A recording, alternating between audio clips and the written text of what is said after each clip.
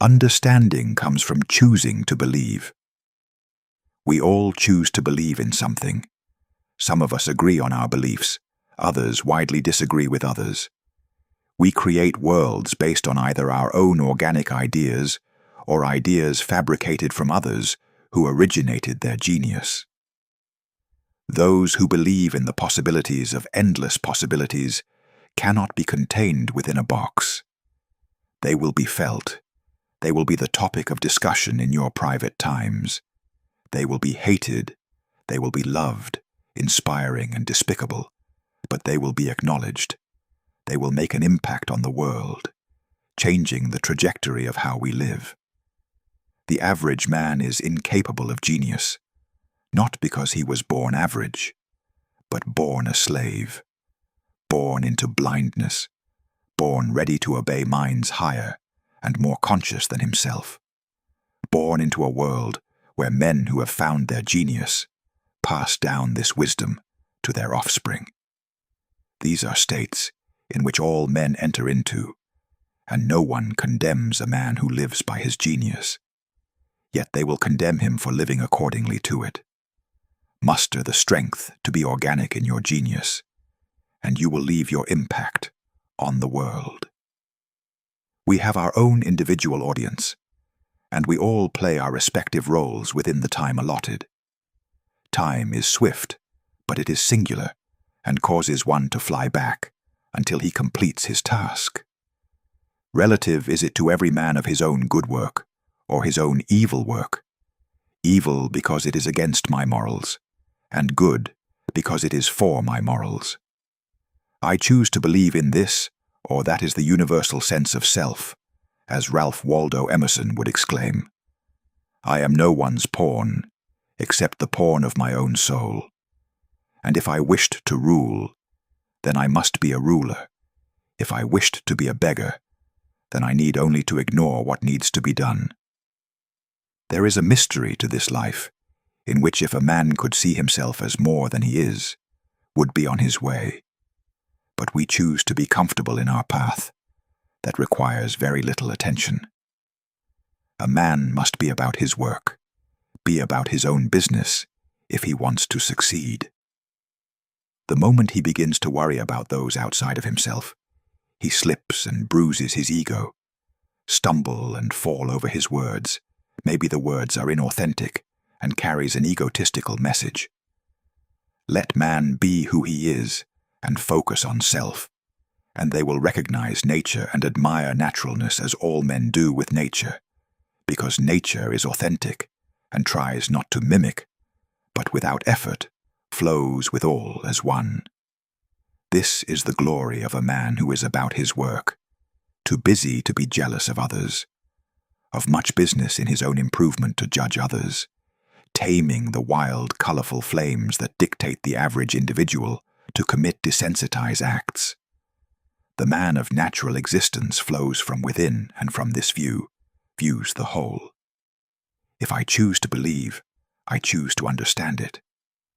If I understand it, I build on my understanding. The belief becomes mine's, and that is truth. There is one truth. The truth is that belief can vary, and yet still be the sense of truth. Truth is diverse. Truth is invisible, and it is imaginary. Imagination is the conjuring of symbols, pictures, words, and acts of creation.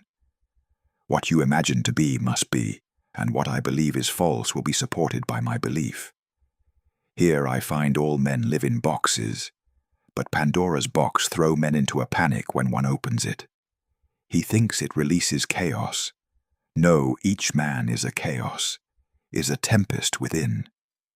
Do we direct the storm, or does the storm direct us? Are we afraid of what's been done? Each generation must find their way, as each newborn must create his path, fall into his state, and play his role. Why are men furious? Why are they sad, happy, angry, overwhelmed, depressed, joyful, humble, kind, loving, distorted, ink?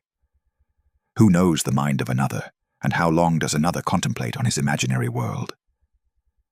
The time comes when we act on our behalf of imagination. The thought was conjured, the will is set, the consequences accepted, the man acts, and we wonder where did such actions sprang? What was his cause? Man will find the most superficial cause, take it courts, involve men and women who argues well, seducers, great artist in psychological affairs. The man who is guilty will be caught because his guilt chases him through life.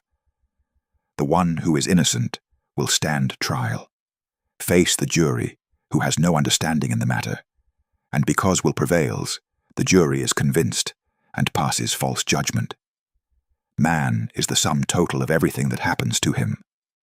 Who can I blame but myself? If the world is a rat race, if it is a dog-eat-dog world, if it is evil, then am I not partaker of such an existence being part of the whole?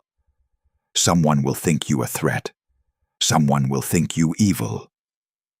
Men think this because the only right in the world is his. The only life he can see is his own, and what happens to his life is the only care. Men will kill to preserve their right to exist. He will destroy over his opinion. Does debating serve a purpose if man believes what he wills? Most will say yes, because debating is a science of relieving a personal superiority belief that has either benefited their life or someone else's life, who's deemed very important.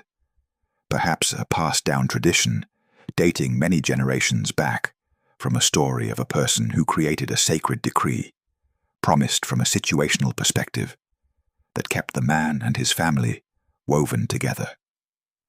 Anyone within the family who creeps outside the oral tradition is a traitor and has opened Pandora's box.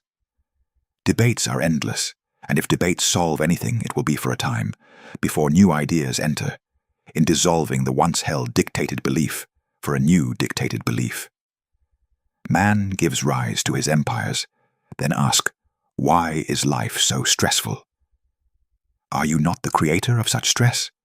Did not you tell yourself to create, to work for another, to survive by stepping on others, by not caring for any soul, because the soul is but yourself, and no other has one?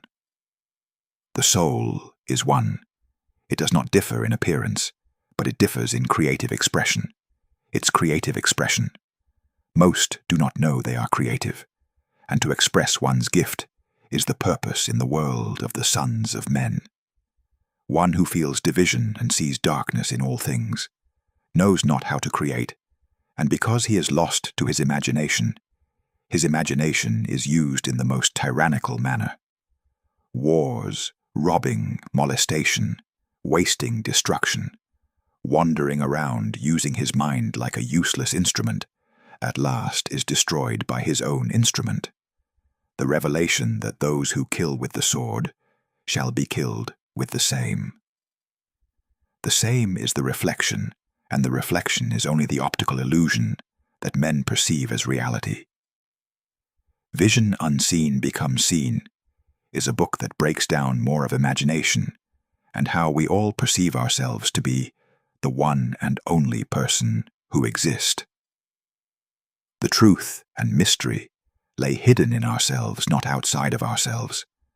Man thinks he has experienced truth when he's merely been observing. Observation is not truth. It is an observed assumption, not tested by the observer.